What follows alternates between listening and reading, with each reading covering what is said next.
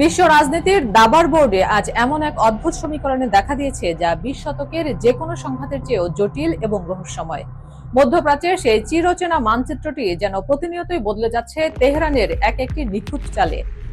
আজ আর কেবল তেলের বাজার নিয়ন্ত্রণ নয়, বরং সমরবিদ্যার নতুন সংজ্ঞায় ইরান নিজেকে এমন এক উচ্চতায় নিয়ে গেছে যেখানে দাঁড়িয়ে তারা সরাসরি চ্যালেঞ্জ করে দিচ্ছে খোদ মার্কিন পরাশক্তিকে।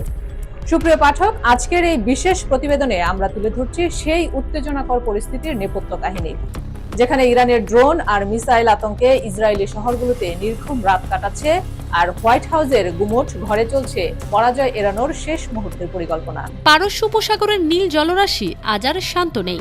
সেখানে মার্কিন নৌবাহিনীর যে আধিপত্য ছিল বহু যুগের, তা আজ ইরানের স্পেশাল মেরিন কমান্ডো আর কামিকাজে ড্রোনের দাপটে ধুলোয় মিশে যাচ্ছে।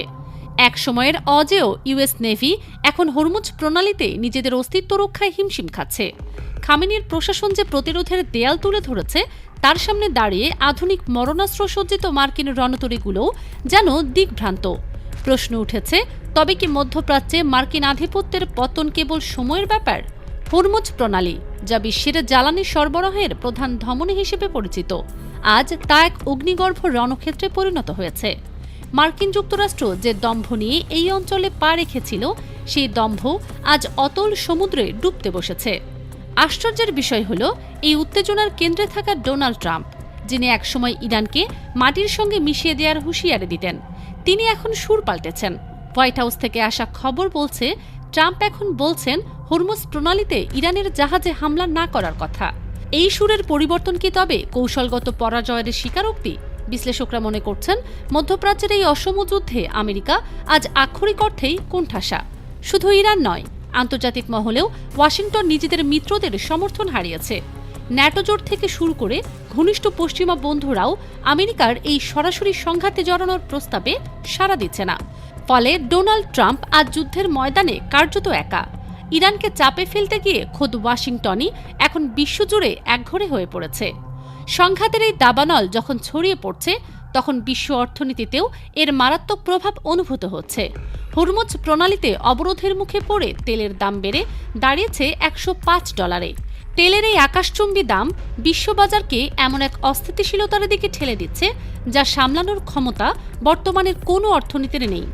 যুক্তরাষ্ট্র ও তার মিত্রদের জাহাজে হামলার ঘটনাগুলো প্রমাণ করছে যে ইরান আর কেবল আত্মরক্ষার অবস্থানে নেই, তারা এখন পাল্টা আঘাতে বিশ্বাসী। যুক্তরাজ্য, জার্মানি, ফ্রান্সের মতো দেশগুলো স্পষ্ট জানিয়ে দিয়েছে, তারা এই রক্তক্ষয়ী সংঘাতের অংশ হতে চায় না। এমনকি জাপান ও দক্ষিণ কোরিয়াও এই যুদ্ধে সরাসরি সমর্থন দিতে নারাজ। মিত্রদের এমন পিছুটান ডোনাল্ড ট্রাম্পের জন্য এক বিরাট অপমান হিসেবে দেখা দিচ্ছে।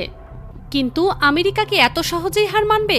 সমর বিশেষজ্ঞদের মতে, নৌযুদ্ধে সুবিধা করতে না পেরে পেন্টাগন এবার তাদের সবচেয়ে বড় গেম চেঞ্জার চালতে চলেছে। জাপানের ওকিনোয়া থেকে উত্তাল সাগরের বুক চিরে ধেয়ে আসছে মার্কিন উভচর রণতরী ইউএসএস ট্রিপলি। এটি কোনো সাধারণ যুদ্ধজাহাজ নয়, বরং সমুদ্রের উপর ভাসমান এক বিশাল দানব। এতে রয়েছে কয়েক হাজার দুর্ধর্ষ মেরিন সেনা এবং অত্যাধুনিক F-35 যুদ্ধ বিমান। ইউএসএস ট্রিপলি এমন এক শক্তি যা একই সঙ্গে সমুদ্রে ভাসতে পারে, আবার সরাসরি স্থলভাগে সেনা নামিয়ে দিতে পারে। এটি বন্দর ছাড়াই উপকূল দখল করতে সক্ষম। এই জাহাজের ভেতরে বসে আছে 31তম মেরিন এক্সপিডিশনারি ইউনিটের 2500 সশস্ত্র সেনা, যাদের চোখে মুখে এখন কেবল যুদ্ধের নেশা। গত 14 দিন ধরে আকাশ থেকে ইরানের উপর বোমা বর্ষণ করেছে মার্কিন ও ইসরায়েলি বিমান বাহিনী। কিন্তু আকাশপথের এই লড়াইয়ে ইরান দমে যাবার পাত্র নয়। তারা প্রতিদিন পাল্টা জবাব দিচ্ছে, ড্রোন আর ক্ষেপণাস্ত্র ছুড়ে। এই পরিস্থিতিতে ট্রাম্প প্রশাসন বুঝতে পেরেছে যে শুধু আকাশ থেকে বোমা ফেলে ইরানকে পরাস্ত করা সম্ভব নয়। তাই তারা এখন স্থলযুদ্ধের প্রস্তুতি নিচ্ছে। আর এই প্রস্তুতির প্রধান অস্ত্র হল ইউএসএস ট্রিপলি। কিন্তু এই জাহাজের সেনাদের মধ্যে এখন এক অদৃশ্য অস্থিরতা কাজ করছে। তারা জানে তারা এমন এক ভূখণ্ডে পা রাখতে যাচ্ছে যেখানে ইতিহাসের প্রতিটি আক্রমণকারী শেষ পর্যন্ত পরাজয় বরণ করে ফিরে গেছে। ইরানের মাটি যেন এক মৃত্যু ফাঁদ, যেখানে পা রাখলে ফেরাটা কতটুকু নিশ্চিত তা কেউ জানে না। একটি হৃদয় বিদারক ঘটনা এই যুদ্ধের ভয়াবহতাকে ফুটিয়ে তুলেছে। মেরিন সার্জেন্ট মাইকেল জনসন, যিনি ইউএসএস ট্রিপলিতে অবস্থান করছেন, তিনি শেষবারের মতো তার পরিবারকে ভিডিও কল করেছিলেন। তার স্ত্রী কান্নায় ভেঙে পড়লে মাইকেল তাকে সান্ত্বনা দিয়ে বলেছিলেন যে তিনি ফিরবেনই। কিন্তু গভীর রাতে জাহাজের ডেকে একা দাঁড়িয়ে মাইকেল হয়তো ভাবছিলেন এই ফেরাটা কি আদৌ সম্ভব, কারণ ওইদিকে ইরানের উপকূলে অপেক্ষা করছে সাক্ষাৎ আজরাইল। ইরানের বিপ্লবী গার্ড বাহিনী বা আইআরজিসি পুরো উপকূল জুড়ে বসিয়ে রেখেছে অত্যাধুনিক ক্ষেপণাস্ত্র ও ড্রোন। তাদের সুড়ঙ্গগুলো থেকে যে কোনো মুহূর্তে আগ্নেয়গিরির মতো লাভার বদলে বেরিয়ে আসবে ধ্বংসাত্মক মিসাইল। ইরানের পেছনে দাঁড়িয়ে আছে খোদ মোস্তফা খামেনির ধর্মীয় এবং জাতীয়তাবাদী শক্তি, যা সেনাদের সাহসকে কয়েক গুণ বাড়িয়ে দিয়েছে। হরমুজ প্রণালীতে এখন এক শ্বাসরুদ্ধকর নীরবতা বিরাজ করছে। মাঝে মধ্যে পেট্রোল বোটের ইঞ্জিনের শব্দ সেই নীরবতা ভেঙে দিচ্ছে। ইরানের ড্রোনগুলো রাতে আকাশে উজ্জ্বল নক্ষত্রের মতো ঘুরে বেড়াচ্ছে, যা মার্কিন প্রতিটি মুভমেন্টের খবর পাঠিয়ে দিচ্ছে তেহরানের কন্ট্রোল রুমে। জলের নিচে বসানো সেন্সরগুলো জাহাজের আগাম বার্তা পৌঁছে দিচ্ছে সেকেন্ডের মধ্যে। এটি কেবল অস্ত্রশস্ত্রের লড়াই নয়, এটি এখন এক চরম মাইন্ড গেম বা মনস্তাত্ত্বিক যুদ্ধ। একদিকে মার্কিন শক্তির দম্ভ, অন্যদিকে ইরানের হার না মানা জেদ। একই দ্বৈরথে বিশ্বের অন্যান্য দেশও এখন শঙ্কিত। ভারতীয় তেলের জাহাজের ক্যাপ্টেন রমেশ কুমার তার পরিবারকে ফোনে জানিয়েছিলেন তারা কিভাবে ইরানি বোটের ঘেরাওয়ের মধ্যে আটকা পড়েছেন। ভারত সহ অনেক দেশই এখন শান্তি রক্ষার আহ্বান জানাচ্ছে, কিন্তু যুদ্ধের দামামা একবার বেজে উঠলে তা থামানো যে কতটা কঠিন তা ইতিহাস সাক্ষী। তেহরানের রাস্তাগুলো এখন প্রায় জনশূন্য। স্কুল, কলেজ, দোকানপাট সব বন্ধ। সাধারণ মানুষের চোখে মুখে ভয়ের বদলে এক অদ্ভুত দৃঢ়তা দেখা যাচ্ছে। আকাশে সবসময় চক্কর দিচ্ছে হেলিকপ্টার, আর রাতের বেলা ক্ষেপণাস্ত্রের আলোর রেখা আকাশকে চিরে দিচ্ছে। ইরানের এই প্রতিরোধের মুখে মার্কিন যুক্তরাষ্ট্র এক পর্যায়ে যুদ্ধবিরতির প্রস্তাব দিলেও তেহরান তা সরাসরি প্রত্যাখ্যান করেছে। তারা বলছে কোনো প্রকার শর্ত সাপেক্ষ আপোষ নয়, বরং নিজেদের সার্বভৌমত্ব রক্ষায় তারা শেষ রক্তবিন্দু পর্যন্ত লড়বে।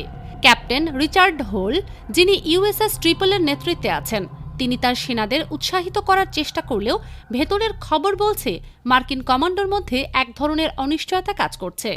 সামনের দিনগুলোতে কি হতে যাচ্ছে তা নিয়ে সামরিক বিশ্লেষকরা বড় ধরনের আশঙ্কার কথা বলছেন। যদি মার্কিন উভচর বাহিনী সত্যি ইরানের মাটিতে অবতরণ করে, তবে তা হবে দ্বিতীয় বিশ্বযুদ্ধের পর সবচেয়ে ভয়াবহ স্থলযুদ্ধ। ইরানের এই প্রতিরোধ এবং মার্কিন সামরিক শক্তির সংঘাত কি তবে তৃতীয় বিশ্বযুদ্ধের সূচনা করবে? ওয়াশিংটনের এই মরণ কামড় ইরান কিভাবে সামাল দেবে, সেটাই এখন দেখার বিষয়। আকাশ এখন অন্ধকারে ঢাকা, কিন্তু সেই অন্ধকারের বুক চিরে যে আলোর রেখা দেখা যাচ্ছে তা কি ধ্বংসের নাকি নতুন কোনো ভোরের? হরমুজের নোনা জল আজ লাল হওয়ার অপেক্ষায়। সেই লাল রং সূর্যের আলোর নয়, বরং শত শত সেনার রক্তের। ইরান বিশ্ব রাজনীতির এমন এক নাম যাকে কেউ সহজে ইতিহাস থেকে মুছে দিতে পারবে না। তাদের জন্মভূমির মাটি তাদের কাছে পবিত্র। তেহরানের হুঁশিয়ারি বলে মার্কিন বাহিনী যদি 1 ইঞ্চি জমিও বেদখল করতে আসে, তবে পারস্য উপসাগর হবে মার্কিন সেনাদের চিরস্থায়ী সমাধিস্থল। এই রক্ত আর আগুনের খেলায় শেষ পর্যন্ত কে দাঁড়িয়ে থাকবে, সেই হবে আসল বীর। ইউএসএস ট্রিপলের এই অগ্রযাত্রা কি শান্তি ফেরাবে নাকি ধ্বংসের নতুন অধ্যায় শুরু করবে, তার উত্তর দেবে সময়। তবে আজ এতটুকু নিশ্চিত যে ইরান তার অপরাজেয় ধারা বজায় রাখতে বদ্ধপরিকর। হরমুজের প্রতিটি ঢেউ যেন আজ ফিসফিস করে বলছে সেই অনাগত রক্তাক্ত ভোরের কথা, যা বিশ্ববাসীকে নাড়া দেবে যুগ যুগ ধরে। সুপ্রিয় দর্শক, মধ্যপ্রাচ্যের এই তপ্ত বালুচরে আজ যে যুদ্ধের মেঘ জমেছে তার প্রতিটি মুহূর্তের খবরের উপর আমাদের নজর রয়েছে। বিশ্ব রাজনীতির এই অস্থির সময়ে ইরান ও আমেরিকার এই দ্বৈরথ শেষ পর্যন্ত কোথায় গিয়ে থামে তা জানতে আমাদের সাথেই থাকুন। আজকের বিশেষ প্রতিবেদনটি এখানেই শেষ করছি। আপনারা যেখানেই থাকুন সাবধানে থাকুন, ভালো থাকুন, দেশকে ভালোবাসুন। পরবর্তী আপডেট নিয়ে শীঘ্রই আবার দেখা হবে। ধন্যবাদ।